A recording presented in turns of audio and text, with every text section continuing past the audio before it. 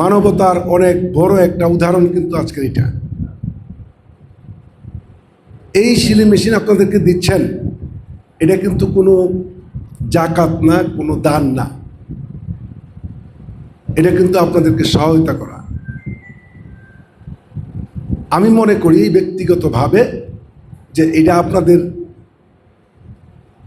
ধনীদের কাছে আপনাদের কিন্তু এটা পাও না।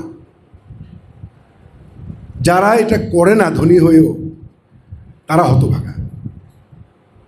এই দানের মধ্যে যে কি তৃপ্তি, যারা এটা করে তারাই শুধু জানে। নারীরা যদি স্বাবলম্বী হন তাহলে বাংলাদেশ অনেক দূরে এগিয়ে যাবে। আমরা এই চিন্তা থেকেই বসুন্ধরা শুভ সংঘ থেকে এই কাজগুলো করি। আমরা চাই যে বাংলাদেশের প্রত্যেকটি উপজেলায় গিয়ে আমরা এই কাজটা করতে চাই। গত 4 বছর ধরে আমরা করছি। প্রত্যেক উপজেলায় আমরা 100 জন নারীকে ট্রেন আপ করাই এবং সেখান থেকে তাদেরকে 100টা সেলাই মেশিন উপহার দিই। বসুন্ধরা গ্রুপের সহায়তায় আমরা নারীদের মধ্যে এটাকে আমরা সহযোগিতা বলে থাকি এবং স্বাবলম্বী প্রজেক্ট। এই প্রজেক্টটা এমন নয় যে আমি একটা জিনিস শুধু দিলাম বা দান করলাম, এরকম নয়। আর আপনারা অনেক সময় দেখে থাকবেন যে সমগ্র বাংলাদেশেই সেলাই মেশিন অনেকেই বিতরণ করে থাকে, কিন্তু আমরা যেভাবে করে থাকি তার একদম ছবি থেকে শুরু করে ভোটার আইডি থেকে শুরু করে অ্যাড্রেস তো আমরা নিয়েই থাকি।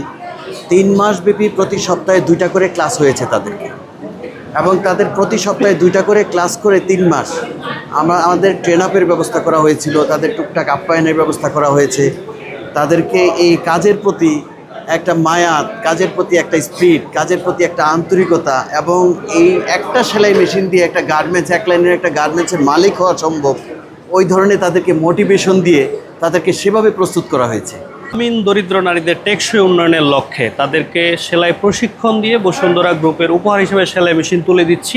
বসুন্ধরা গ্রুপের মাননীয় চেয়ারম্যান স্যারের নির্দেশনায় গ্রামীণ দরিদ্র পরিবারের নারীদের টেকসই উন্নয়নের লক্ষ্যে তাদেরকে খুঁজে বের করে তাদেরকে আমরা সেলাই প্রশিক্ষণ দিচ্ছি। সেলাই প্রশিক্ষণ শেষে তারা যখন দক্ষ হয়ে যায় তখন আমরা তাদের হাতে সেলাই মেশিন তুলে দেই বসুন্ধরা গ্রুপের উপহার হিসাবে।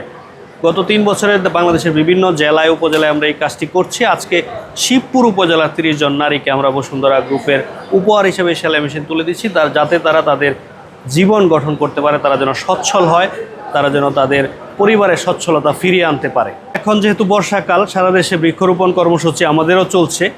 সেই কর্মসূচির অংশ হিসেবে আমরা তাদেরকে প্রত্যেক নারীকে একটি করে ঔষধি এবং একটি করে ফলজ বৃক্ষ আজকে তাদেরকে তুলে দিচ্ছি। এটা আসলে পরিবেশ বাঁচানোর লক্ষ্যে আমাদের কাজ। আর যেই নারীরা সেলাই প্রশিক্ষণ নিচ্ছেন, আমরা আশা করছি তারা অবশ্যই তাদের সংসারে সচ্ছলতা আনতে পারবেন। তাদের সংসারের অর্থনীতির চাকা যদি তারা ঘুরাতে পারেন, তাহলে অবশ্যই আমাদের দেশের মূল অর্থনীতিতে তাদের এই ভূমিকা যোগ হবে।